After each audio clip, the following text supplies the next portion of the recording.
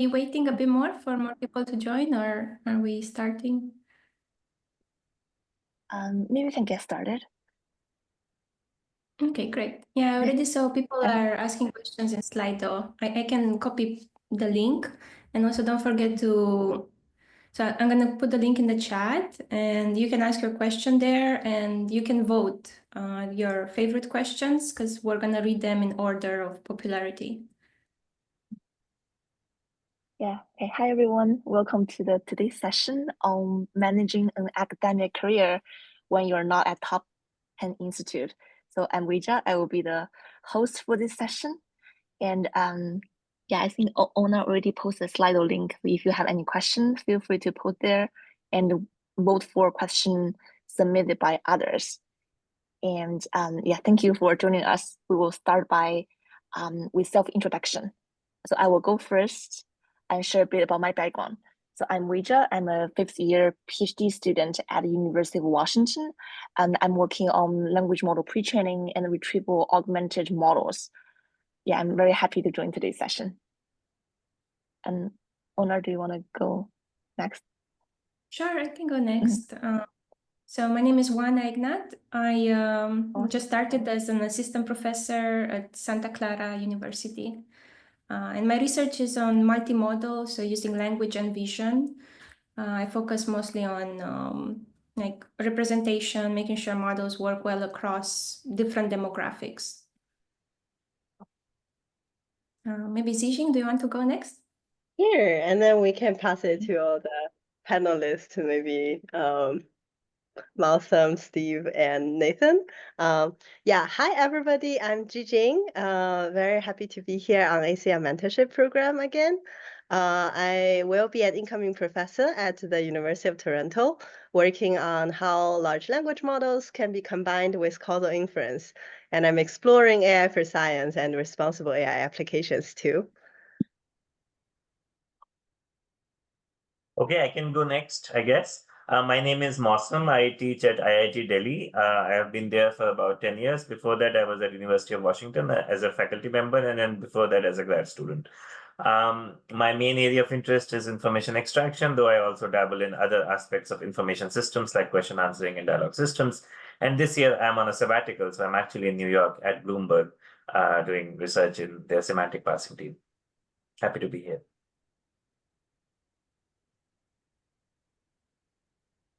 I can go, maybe? Yeah. Sorry. I'm Steve Wilson. I'm an assistant professor at the University of Michigan, Flint. And I do research in natural language processing for computational social science type of applications across a wide range of different things. And I'm Nathan Schneider. I'm an associate professor at Georgetown in Washington, D.C., and I do NLP with an emphasis on semantics and some syntax and linguistic structure in general. Recently I've started working on legal stuff, so language interpretation and how linguistics or computational linguistics can shed light on that questions in the legal community. Cool. Thanks everyone for the introduction. And we will start with a question. Yeah, I think from all the questions we collected, the one gets most vote is, how does the ranking of my PhD institution between 200 and 300 impact my academic prospects? So any advice on mitigating the potential negative effects?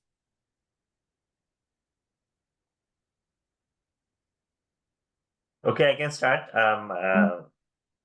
See, I think as we all understand, rankings are broken because there is no way any academic institution can be put in a linear, unidimensional, rank list. We understand that academia is highly multifaceted, and every ranking starts to get being gamed by universities and by the, and so on and so forth. And perception plays a long role. The number of papers, bean counting, there's just a lot going on when we come to ranking. At the same time, if you think about it from a student's perspective, then a student has kind of no idea on the specific strengths and weaknesses of a given university, right? And so they have to go by some kind of an advice that they would get from their seniors, and generally the system it becomes self-perpetuating, where everybody goes and follows the ranking. I am sorry to say that when I was applying for grad school, I also went and looked at the ranking just to understand where I should apply, and maybe I should apply a little high and little low, and spread my chances and so on and so forth. So when we are in a not top institution, it creates a challenge with regards to the student pool that we may get, because the students will look at the ranking. And so it is important for us to think about how or what are the mechanisms we can create so that we can attract strong students to our group or our university. And I think it all becomes that particular. So of course, I mean, the question was whether it hurts my chances at academic prospects. I wouldn't say, I mean, the answer is yes and no. So obviously, if you're at Stanford or UW, you will get such ready supply of absolutely phenomenal students that it would be like the problem of the riches. On the other hand, we will have to deal with attracting the best students, converting them and having them work with us, and then slowly maybe developing them initially to become a very strong researcher. So in the long run, I think really, really amazing research starts to come out of excellent groups which are not in a top university, right? But to create that group, to create your cloud, to create your, the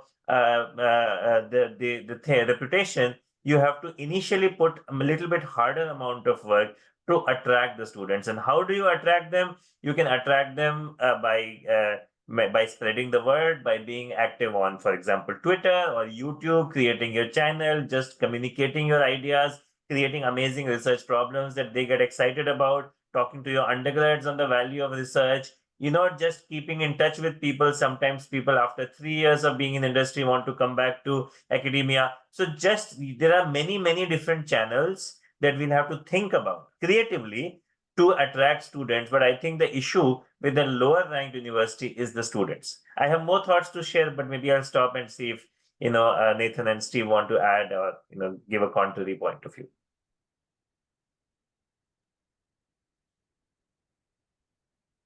Yeah, I can maybe take a different angle on the question, which I'm kind of interpreting if you were a PhD student too, like how does the ranking of your current institution impact whether you can get well, let's say, as it's phrased, academic prospects, which I think that's what I would dig into a little bit is what do you mean by academic prospects? Do you mean getting a job at a top 10 university, or do you mean getting a job where you're happy, fulfilled, and able to do the research you want to do and have good work-life balance and some of those other things? Does it hurt your chance of getting a job at a top 10 school? Yes, I think the data shows that a lot of people who work at top 10 schools also went to top 10 schools, and it's fairly rare for people to get an academic job at a higher ranked institution than where they were, at least from the data. Is it impossible? Of course not. But if that's your goal and you want to work at whatever university, then you maybe do need to think about doing a postdoc at a higher ranked university, work your connections to do that, and definitely creating high impact work and all of those things. But I would say I would encourage people to think about, again, what do you mean by academic prospects? And is it really a negative thing if you get a job at a 200, 300 ranked university? It depends on what do you want and what do you want your life to look like. And maybe it seems like a biased sample if we're here representing non-top 10 universities, but I think there's a lot of people who are pretty happy with how things are going, and they enjoy their careers and have really fulfilling experiences even without doing that. So think about what you really want and where you need to be to achieve that. I don't think it's out of the question that you can have a great, rewarding, fulfilling career, no matter where you're coming from and where you end up. Yeah, so I guess I'll add to that. I started in the field when NLP was a pretty niche topic. I took a I think my senior year of college, I was lucky enough to take a graduate special topics seminar with Dan Klein, um, which was on this topic of natural language processing that few people knew about at the time. And I think the situation has totally changed today. NLP is now a huge field, and it has become a staple of as a topic across many different kinds of universities. And so this means that there is great research happening in NLP all over the place. And you should not think of the top 10 institutions as having a monopoly on good NLP. They may have the volume, like the largest groups, the most people, the most number of publications. But when you're going as a student, volume is not necessarily the most important thing. I mean, it can be valuable to have a lot of people around you in the field, but I think most important is that you're working in a lab and with an advisor who is really a good fit for what you want to do and is giving you the right level of advising and support for what you need. Let me also bring in an international perspective, which probably is very interesting here. Because when we think about rankings, we think about rankings in the world where every university is on the scale. But many times, your university could be like one of the best universities in your country or your region. And that starts to have a very different kind of an impact. For example, in my particular case, I work at IIT Delhi. IIT Delhi is one of the top 2, 3, depending upon how you count universities in India. And India is not a really small community. So essentially what ends up happening is that the kind of impact we are able to have in our region becomes very, very high. And that impact we may not even be able to have if we are at a top 10 university in the US or, and so on and so forth. So I think you have to think about the kind of opportunities a particular place creates and not go by ranking in a sort of unidimensional mindset. Yeah, these are all great points. Thanks so much for sharing your perspectives. And it's great to hear you guys' experience from your PhD years and throughout your professorships. Yeah, I totally agree with a lot of points you mentioned, like the ranking is not the most important thing. Maybe you should think more about like what you want to do and maybe who do you want to work with, like in that specific institute. Okay, let's move to the next question. So what are the challenges and best practices for publishing high impact papers while working at institutes with fewer resources? Does fewer resources mean computing power in part? Because if so, I would say work on problems that are not about just scale. Industry is already doing the scale thing, but there are lots of interesting problems that are not all about how many GPUs can you train a model on. Resources can mean many things. So resources can mean students. Resources can mean funding. Resources can mean just the amount of machines that you have and so on and so forth. We have to look at the specifics and think about what that means. For example, a lot of research in academia happens through amazing students. So if the students is a challenge, then we have other ways to think about it. Whether if it's really the money, these days there is a lot of funding opportunities, and often I realize that there's only so much money we need to be able to do good research. Of course, there is good research and then there is good research. There is some good research which is indeed requires humongous amounts of compute, which no academic institution in the world has.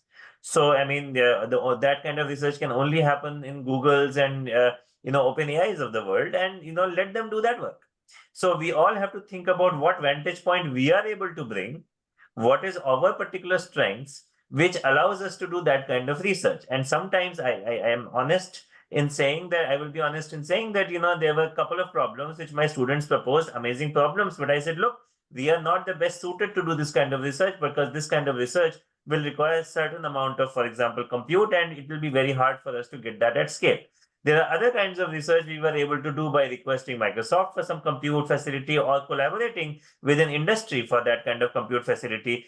Maybe Microsoft will collaborate with us, maybe OpenAI will not, maybe lower, not so famous industry, which also wants to establish their profile, will very happily interact with us and collaborate with us. So you have to be creative, you have to be dynamic. You just go and reach out to them, or they reach out to you, make that association going, and they can bring in the compute, you can bring in the ideas. On the other hand, if your resource means students, then it's a different ball game, at least from my perspective, because a lot of AI research gets driven by young, energetic, amazing students, right? And if as a young faculty member, you don't have access to strong students, then a lot of tricks of the trade needs to be thought about in how to encourage people to join research and how to convert them. Yeah, definitely agree with all those points. I would just second the idea about collaboration too. I've been kind of the only NLP person at a few places I've worked, and that has its pros and cons, but there's nothing stopping you from collaborating with anyone in the world, especially these days. I think everyone's used to doing a lot of things remotely and through video conferencing and stuff like that. So yeah, definitely as a faculty, you're always free to meet someone at a conference, send a random email, have a connection of someone who knows someone, and you have an idea that you want to both start working on, and that can definitely happen. And then the other thing about this question I wanted to focus on was the phrasing high impact, which I think is something to think about. But the person who asked this didn't say high volume of papers, like how can I publish 20 ACL papers a year? Yeah, that could be harder if you're not at a place where there's a high volume of NLP researchers and tons of students and things, but it doesn't mean you can't have a high impact by focusing on unique problems or interesting areas that maybe other people overlook if they're kind of chasing the scale type problems, or whatever the most common things people are working on is, that you can throw a lot of resources and make progress, but you have a lot of opportunities, I think, at a non-top 10 type of university to explore all kinds of more unique, interesting directions that I think can still definitely have high impact if you take your time and do the work well. Yeah, I totally echo with all of the points, and like Steve's last point on highlighting high impact. A lot of times we also wonder what is high impact. I had quite a while where my undergrad university had not an NLP professor, so I was just randomly browsing ACL papers or machine learning papers.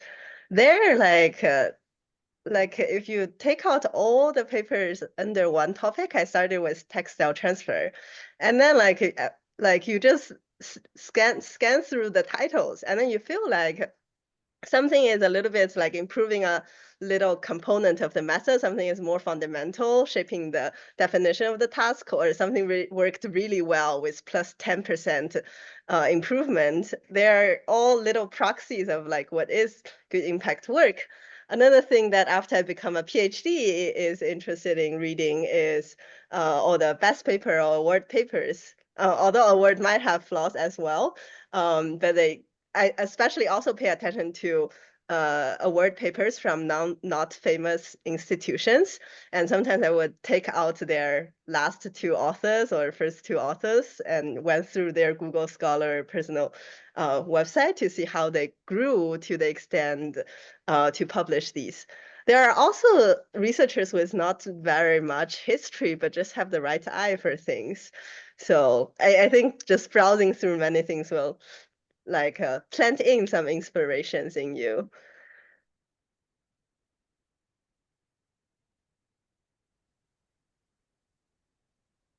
Yeah, thanks so much for sharing the insights. Yeah, these are all great points. So to summarize, when working with limited resources, we can focus on problems that cannot be solved by just giving up. And we can also try to find collaborations with others, like with the companies. They may have some research problem they want academia to work on. And also like how we interpret impactful research is also important. Maybe it's not just the number of paper we publish, it's more about like what a specific contribution it can make to like a subfield. Yeah, cool. Yeah, thanks for all the answers. So next question is, what skills are essential for thriving in academia, regardless of institutional ranking?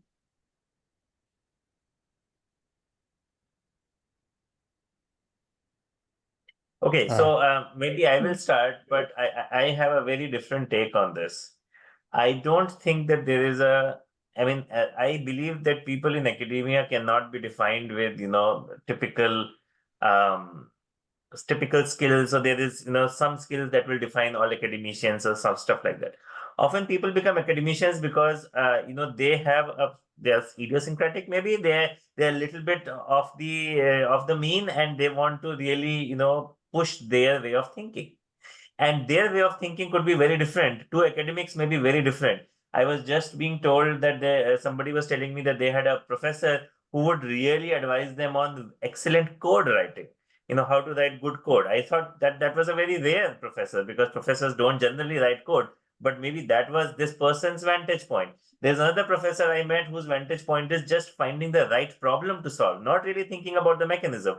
On the other hand, I have met another person who said that his professor really cared for solving the problem right, not solving the right problem, but solving the problem right. There are people who really care for making an impact in their community, in their particular, maybe there was somebody who had a health issue and their parent, and they want to use AI to change, all the people who have that particular health issue. I mean, and so on and so on and so on and so on. So you would realize that professors are very different people and different professors, and they will have their agenda, their vantage point, and that is what they would want to push. And based on their vantage point, some skills will become more important and some skills will become less important. Of course, they have to teach, so they have to be good communicators. But we also know professors who are okay communicators, but they were amazing researchers.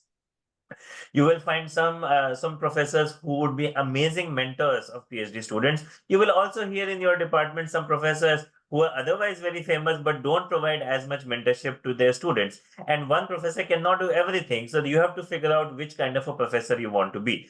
But based on all of this, my sort of portfolio, not my portfolio, but the various components that go into the portfolio are how good you are as a teacher, how good you are as a research mentor, how good you are as your own researcher, how much service you provide to the development of your academic institution, how much service you provide to the development of your field in the country, in the world, whether you want to contribute to industry, whether you want to contribute to the non-profit world. There are just too many options open, and you have to figure out who you are and then push that forward. Yeah, I agree with that. In some sense, an entire PhD is figuring out what skills you have, how those align with the skills of being in academia, and whether that's something that is suited to you long term. So of course there are certain things that are expected to be in academia, like publishing and teaching in most roles.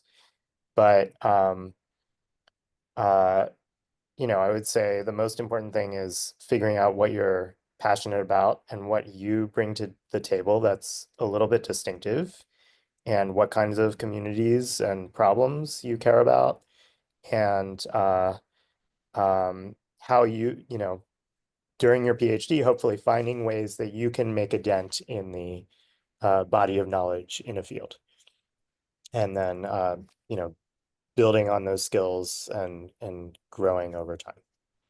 And part of that is about finding, if we're talking about faculty positions, finding a faculty position in a department and at an institution that's a good fit for what you want. So for example, I'll give a shout out to my former student, Shira Ween, who's here, who is now an assistant professor at Amherst College, which is a liberal arts college. And so they are doing the faculty there do great research with undergrads, and they also are very devoted to teaching, putting a lot of energy into their classroom teaching of the undergrads. So that's a kind of institution that's a little bit different from CMU or Stanford, where there's a little more emphasis on like doctoral programs, PhD programs and PhD advising and the scale of research that comes out with that.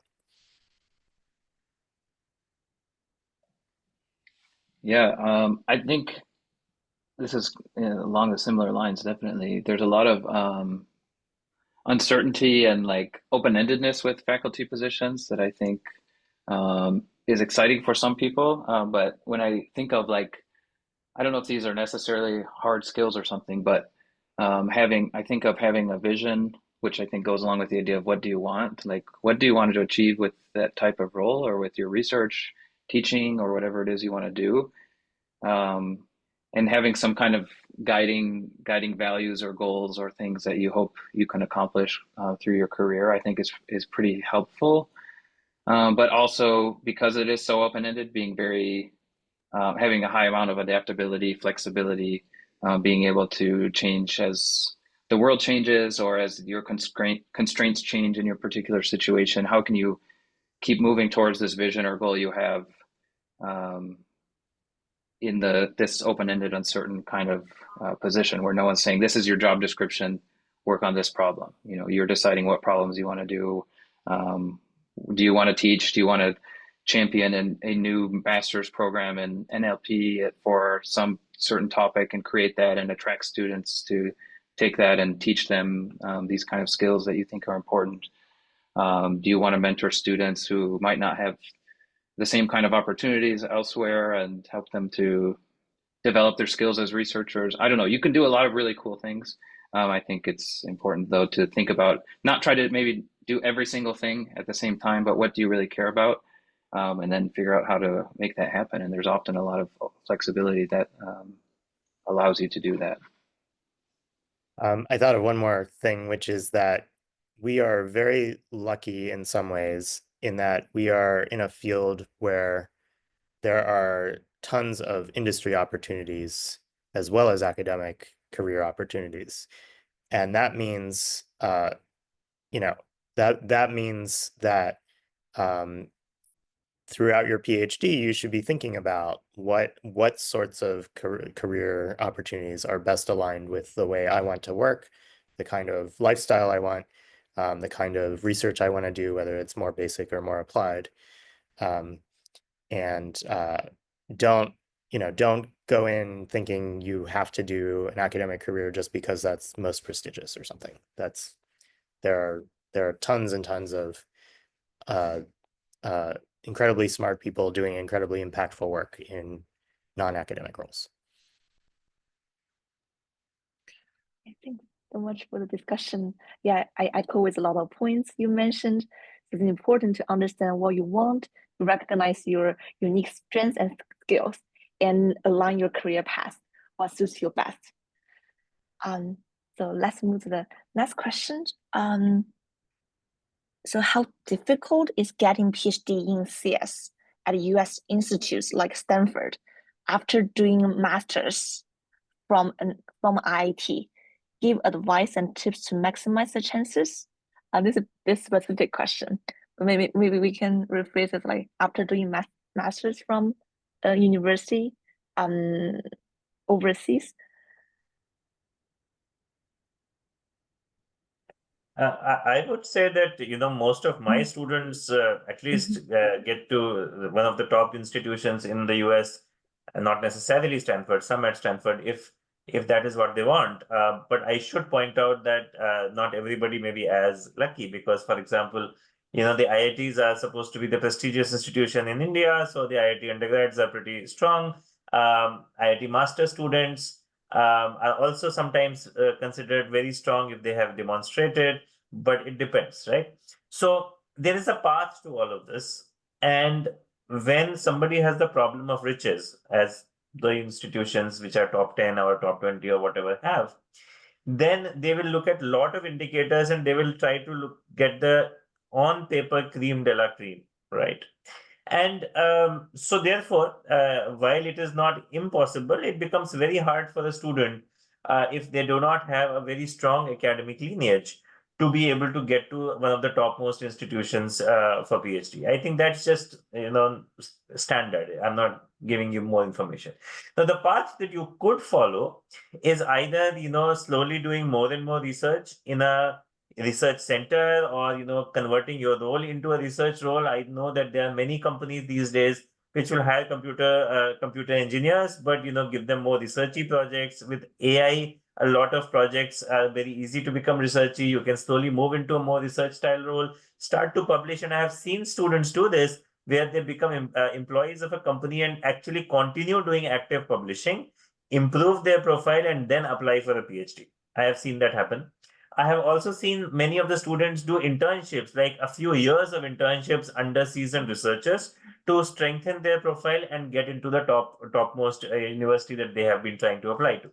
I would say that those paths do exist, but I still feel that in this kind of a discourse, we are giving undue importance to some of the top universities. So I think they are just absolutely phenomenal researchers, which have proven time and again over many years of the quality of the research that they do, and the kind of impact that they're able to create in the world while not being at those top universities. So I think you have an opportunity to be one of their best students, and really work with them if you don't have a strong academic lineage but a strong research bent. And I think you should really exploit that opportunity and do amazing research and move forward from there. I mean, I actually even feel that if you, in the long run, you want a job at top 10, there is a way to reach there, and you can then do a postdoc at and if you keep doing good work, and if you keep publishing at the highest level, and if you keep making impact, I think the top universities will also, take you, and, will have to bend. And in fact, sometimes if you do good work at a less prestigious institution, that acts in your favor rather than your disadvantage, because we all realize that doing impactful work in a less prestigious less ranked institution is harder. And so if you have shown that you can do that harder work, then people will jump at you. I also feel that way.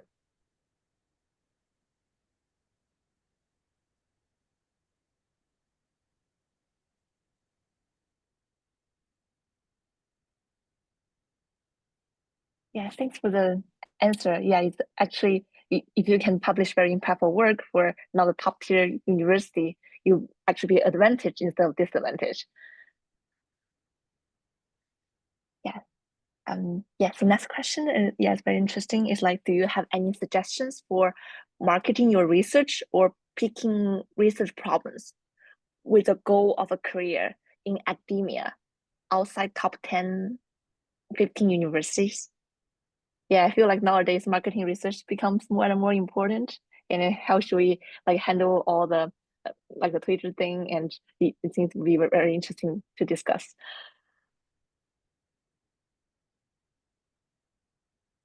I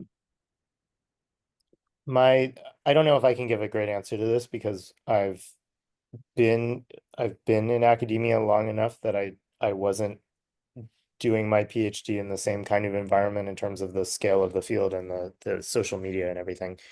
But I would say that for me, it's been very important to collaborations and working with individuals on different projects has been more important to me than just promoting my own work. And once you start to work with other people who are interested in the same, specific topics as you, you get to start to fit into their networks and see the field from their perspectives, if that makes any sense.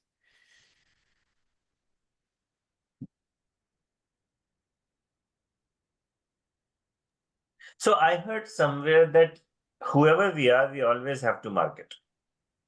I know that this sounds a little bit, coming from a professor, doesn't sound, particularly whatever something like a professor would say, but nevertheless, if you are an employee, then you have to market your work to your boss. If you are a researcher, you have to market your work. Whether you want to use the word market, or whether you want to use the word communicate, or whether you want to use the word, whatever else words that you prefer, I think it's the same thing. I think it's all about communication. I think it's about finding the fits. It's about saying, oh, you have this problem, I have this solution. Or I have this problem, you might have a part of the solution. I think it's about making lineages. I think it's about creating these links which make a world of difference, right? So now the mechanisms have been changing. In the old times that Nathan refers to, and when I was doing my PhD, these used to be smaller conferences. Communities were small. Sometimes you will go to 200 people conferences. We would know each person's name by the end of it, and so on and so forth. It was much easier to communicate our work in those times because everybody was just talking to everybody, and it was much easier to find the fits. Now, because of the scale, I think things have been changing, and therefore mechanisms have been changing. So I know some people prefer social media. I know some people will tweet on a very regular basis. Sometimes they will not just tweet about their work, they will read a good paper and tweet. They will create their set of people that they are linked to, and slowly they can create a community around it. I know people who will create lectures, and people like me have also created lectures. I'm not a good tweeter, but I'm a better lecturer maybe. And so students would look at those lectures and will connect with me. In the process, I will bring in my work. Of course, we bump into people at conferences, but not everybody can travel. So we all create, and now there is Instagram or whatever, you can actually make these reels about stuff. And I've been watching some fun reels about statistics and AI through that as well. So I think you have to figure out your voice, your way of what naturally suits you and what you have to offer. Because if you're really retweeting everybody else, then it's sort of, maybe that's also, I know some people who have become famous by just retweeting, but mostly I think in research, we prefer to see an original thought come from you, and so on and so forth. And so the more such thoughts that you are able to bring in, I think people will join as the quality of those thoughts will increase. We have many, many opportunities that we did not have when I was a PhD student. Yeah, I think I don't know if I'm a good marketer of my own research, but I was thinking about this question about with the goal of career in academia outside top 10, 15 universities, and picking, yeah, how do you make yourself known? How do you pick research problems? From my experience on a couple of hiring committees, from someone looking for people at non-top 10 university, I can think about what is important to me, at least. I mean, there's the obvious things like publishing, and I think you do that probably already as a PhD student. But if you're publishing in the top places, people recognize that and know which kind of venues you're going for and what's the impact there, and some of those kind of metrics. But also, I think, the communication, the marketing of your work, even in that kind of scenario where someone reads your papers or you give a talk and they see your talk, and maybe during an interview process, you see the way that someone communicates the importance of the problems that you're working on. I think if you have something that you're passionate about, that you've identified how this is going to have a clear impact, that goes over well, I think, with people. And I don't know, there are some people, there's a big difference in how some people communicate their research, where you truly see that they care about this and it's really going somewhere, and you can see how this is going to make a societal impact and things like that. I think that reflects really well, even more than if you had the highest metrics for H-index or something like that. And at least at the kind of places I worked, it's not the expectation that everyone who's applying for these jobs has been an author on like the most fundamental papers you may think of in NLP. They have a really interesting line of work that you think is really cool and exciting, and you want to work with this person because they're fun to talk to about the problems, and also they're seem like a good colleague and some of those things. So I think honing those kind of skills of communication and working together with other people to achieve things makes you a really good candidate for a career in academia at any university, I would hope, but I think especially at maybe outside of top 10, 15 universities. And I think finding the problems, I also agree with Nathan, like my strategy is a lot of times talking to other people to generate new ideas, especially people outside of NLP, because there's language and text data everywhere, and there's a lot of really cool things you can do and have an impact there. So sometimes you maybe kind of have your line of research already forming through your PhD, but if you have the opportunity to maybe do some postdoc or industry job or research lab positions between applying to those kind of places you're mentioning you're targeting, you can have the chance to kind of hone your research direction in a way that's targeting some really interesting, unique problems that will make you stand out. So I wonder if I can pick up on that and formulate a new question, which is what are hiring committees at not top 10 universities looking for in NLP? And so, or how should you pitch your work to these, or how should you be prepared to talk to these hiring committees? And so one thing in my experience, at a place like Georgetown, which has a small computer science department, is you should be prepared to talk to people who are not in exactly the same area, right? So people who are on my hiring committee were like people in machine learning and information retrieval and data mining. And there could have also been people in, totally other areas of computer science on the committee. And so that's going to be a different kind of conversation about, they're going to ask you questions that are sort of about the basics of what NLP research is these days, right? And so you should be prepared to talk to that kind of person, or a person in linguistics or political science or whatever other area if you're doing interdisciplinary type work. And that's so getting practice talking to people outside your own immediate lab or research community is good. Yeah, thanks so much for the discussion. I also learned a lot from this. And so it's not just about market research, it's more about how you present your work and communicate with others. So based on different audience, you may want to adapt your communication styles or the narratives of your research. Yeah, thanks so much for sharing the insights. So the next question is, what are some strategies of networking and collaboration opportunities I must be aware of if I'm at the lower ranked universities?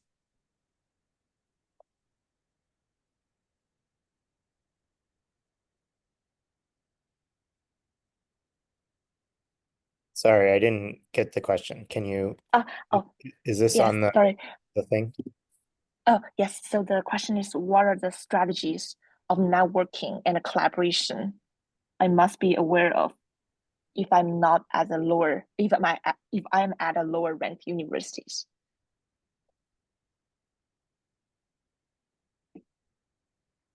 I mean, I'm not sure if those opportunities are any different in a lower ranked university and a higher ranked university. I think the networking opportunities are sort of present for everybody, and those entail all the latest technological possibilities, but just physically attending, physically visiting places and creating sort of striking a chord, essentially. See, I have felt that all kinds of collaborations, the successful ones happen bottom up. What does that mean? There are two people, maybe two professors or one student and a professor or whatever, and they really feel that they want to work together.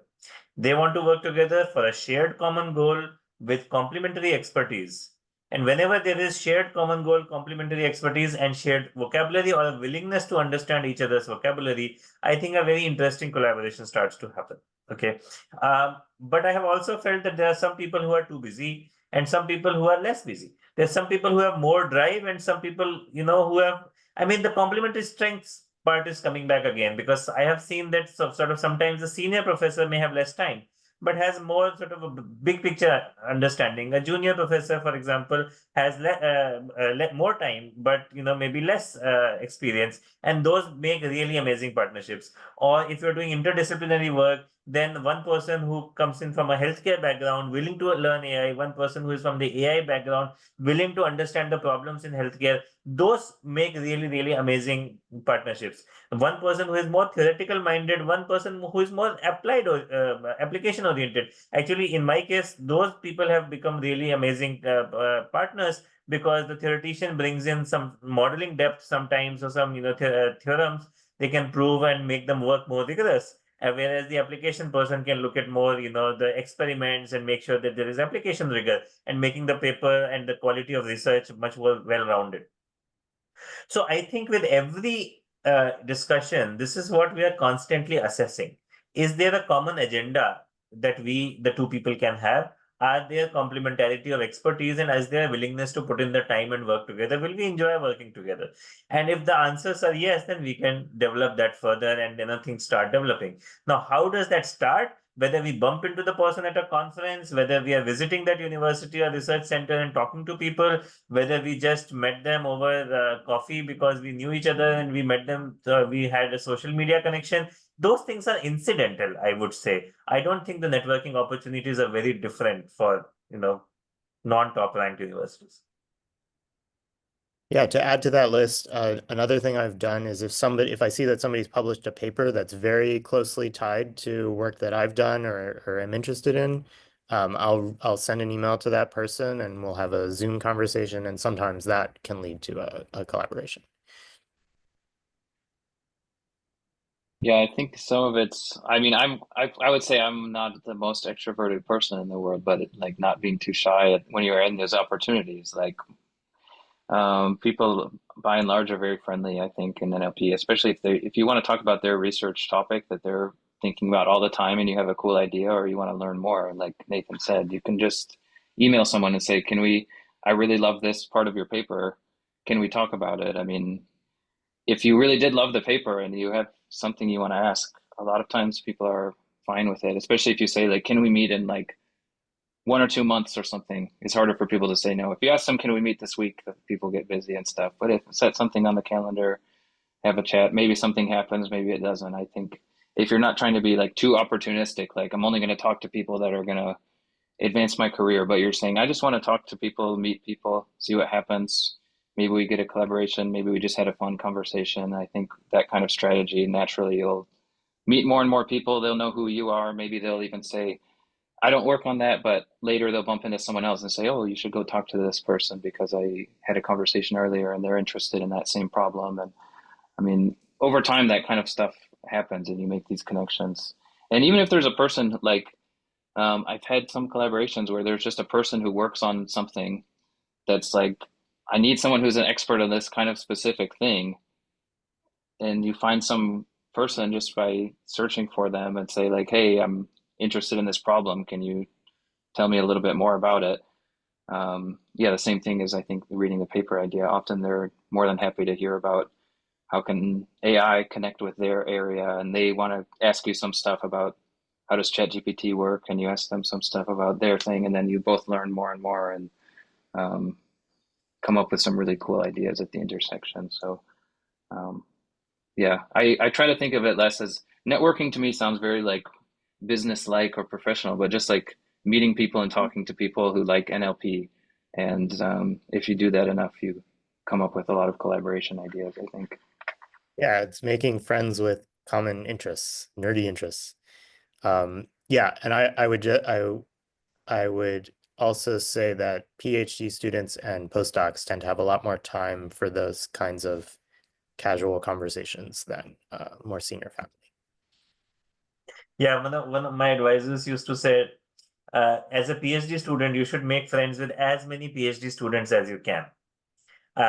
They have time. They're all finding people to talk to, so they will be very happy to talk to you. The connections that you make now are going to stay for the next 20, 30 years. They will all be doing well in similar fields, respective fields, and you would know a really strong person in that field. And so you can then go back to your connection when the need arises and say, okay, whether they are willing to help. And often it's an old connection, they will be willing to help. So these connections today are going to be like really, really important 10, 15 years down the line. Of course, I don't think of connections only because we will someday gain help. So, I mean, the benefit from it, that feels very transactional. That was not the intent of the point. The point is that it's really making friends all around the world. And, when the nice thing strikes, symbiotic relationships can also be, they can be converted into symbiotic relationships. But even then, it's just great to know people, great to know different perspectives, how they think about research, how they are getting mentored, what is good in your mentoring. You learn different things through this process, and that itself is, joy as well. Yeah, we actually have another very related questions, like how to reach out to professors and PhD students from other universities with a research idea. Should I send them a paper draft or some better idea? So I guess maybe we don't need to really send a draft. Instead, we just find time to chat if we find people who are working on the similar research direction.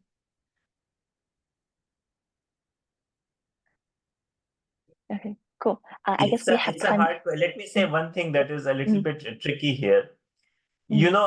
Of all the amazing things that I think professors do, the one thing that they don't have much of is time, unfortunately. At least that is what I have felt with a lot of senior professors, and I have seen my own self slowly and slowly reducing the available time that I have to a point where I always have something to do and my plate is always full in terms of the tasks that I need to accomplish. Now, what has happened because of that is that oftentimes the students come to me, or I bump into students at a conference, and they have good ideas, but I don't have the necessary free, relaxed time to discuss with them in depth and really take it forward. So I would say, at least from my perspective, that it's not that one is acting pricey. It's a matter of how much time one has available or how much resources, bandwidth they have available. But I also have seen that often students really only want to talk to the Andrew McCallums of the world, or Chris Mannings of the world. I mean, there are a lot of really senior researchers who are not that senior and who are a really good fit for taking your idea forward or discussing and having a good conversation. So if you're able to find that right person who has also the available bandwidth, then I think it will be much more fruitful. At least in my case, or in many of these other people's cases, if you really want to discuss an idea with them, and then you may have to become a student in that university or things like that. And that may not always be possible. I know I'm sounding not ideal, but this is the reality of the situation sometimes, and we have to deal with it as it comes. Yeah, and I would say again, PhD students and postdocs will usually have more time. So if there's some professor who you think is doing really great work in their lab, maybe go look and see who are the students in the lab and reach out to one of them.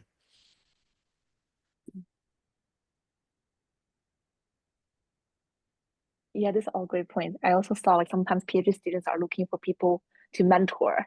So it'd be great if you can reach out to this PhD student who share the similar research interests and maybe find like the research project you can work together. Okay, cool. I guess we have 4 minutes left, so we'll have our last question. So our last question is how much do undergrad grades matter? So non-top universities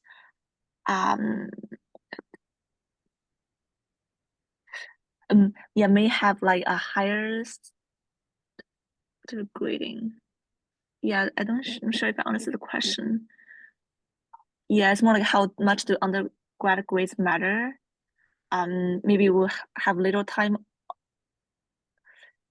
Given we work a lot on research and study, so during PhD application, do people prioritize like the research more, or prioritize like the grades of the coursework? I would say that just like rankings for universities is broken, just any unidimensional idea for a human being is even worse. So yes, grades matter, but I also know of a 6-point somebody in my university when I was an undergrad who went to MIT for a PhD. I also know somebody, actually I know multiple such people who did not have very good grades, but who ended up doing absolutely excellent PhD. I know somebody who had 6 GPA in my university. He wrote a book at like a big fat textbook on their field. I mean, you can be very successful irrespective of your grades. But of course, that doesn't mean you should actively work towards not getting good grades. At the same time, you should have something that shows your strength. So suppose your grades are bad and your letters are not very exciting and your research profile doesn't look exciting, then everybody will be in two minds. So yes, sometimes weakness on one side can be compensated by strength on the other side, but you should find your strengths and actively work on developing those strengths. Yeah, I think from like the admission side, if we're thinking of viewing different PhD profiles, it's not going to help you to have lower grades. And if you had the same, everything else was the same, and one person has higher grades, maybe that person gets the edge. But there are a lot of dimensions to a person, and I would say a lot of students who apply for PhD do have pretty good grades, and when it gets down to this person had slightly better than that person, I don't think it matters that much. It's not like, oh, this person had a little bit higher grade, so we'll take them. They're definitely at that point, it usually goes to a more holistic picture. Now, if you have low grades, it's not impossible to overcome either. But yeah, there needs to be something there that makes you say, oh, I really want to work with this, as a professor, I want to work with this student regardless of their grades because of what? What would it be? It could be a great research experience. It could be some interesting projects that they've worked on. It could be some other way that they've demonstrated that they would be a good student to work with and that you expect they'll be successful in the program. And there are other ways to demonstrate that. But the other thing I would say is if you do have something like you failed this one class one time, it might come up at some point, or maybe you talk to the professor and they'll say, your profile looks great, but it could happen that they say like, ask a little bit more about that class and you failed and maybe you have a good reason. Maybe that's at your university, everyone fails that class, or you are going through something in your life, and people understand all of those things. They're not going to say like, oh, because you failed that, now I'm not going to consider you at all. Ideally, and I think a lot of people do try to have a holistic perspective when determining which PhD students are good candidates. I should also say that at least in the way we think about it is we look at the transcripts, and if somebody is getting consistently good grades in, let's say, humanities and other energy and other type courses, but not and consistently not getting good grades in, let's say, more computer sciencey, more mathematical courses, then that creates a profile that we feel that they have strengths elsewhere and maybe they are not following their strengths. On the other hand, let's say it's the opposite situation. Now, it's not ideal that somebody is consistently getting bad grades in humanities, but if they are also consistently getting good grades in math and computer science courses, then we understand that maybe their strength lies in this kind of work and maybe they will be a good fit. So it's not just bad grades, it's a little bit more nuanced. Sometimes they have a bad semester, and we have seen situations where somebody's parent was not well, somebody was not well themselves, there was a mental health issue. So if you have like a bad semester, people will discount it. That's all right. But if you have all bad semesters, then that says something else. So it's not 1 or 0 in that sense. I'm seeing comments in the chat that in Europe they tend to put a lot of stock in grades. Yeah, I think that's maybe a difference from Europe versus the US, that in the US, we do look at grades, especially in the most relevant courses. But we also, especially for PhD programs, we really care about research experience. If you're talking about applications to master's programs, often for master's programs, we are mainly looking at grades because a master's program is about taking more advanced coursework. And so we want to see, are you likely to succeed in that more advanced coursework? Yeah, thanks so much for joining our session today. I would like to thank our panelists for taking time and sharing their valuable experience and perspectives. Yeah, I learned a lot from these discussions. Yeah, thank you all for the time, and see you all in our next month session. Good luck, and thanks everybody.